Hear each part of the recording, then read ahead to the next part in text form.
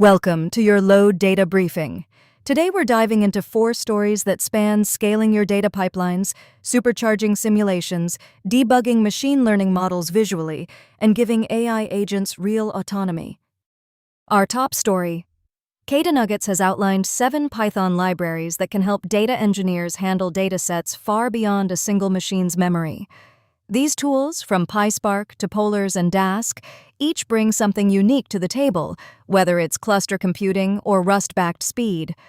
Why it matters. If your data is growing faster than your RAM, these libraries could be the key to keeping your pipelines running smoothly.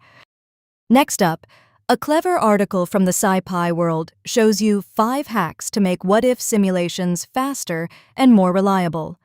By using frozen distributions, vectorized sampling, and custom transformations, you can build simulation pipelines that run quickly without needing heavy frameworks like SciPy. Why it matters.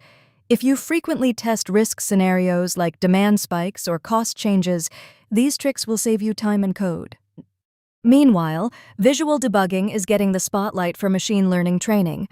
A recent guide explains how tracking loss curves, gradient flow, and embeddings can help you diagnose issues like overfitting or vanishing gradients early.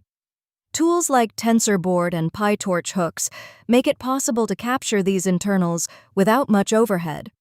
Why it matters. Visual debugging turns black box training into something you can actually inspect and fix. And finally, a tutorial shows how to give Gemma 4 true agentic behavior by equipping it with a sandboxed Filesystem explorer and a restricted Python interpreter. The model can then decide when to inspect its environment or perform computations, all running locally on your laptop. Why it matters. This opens the door to more autonomous AI agents that can act on the world around them, not just generate text.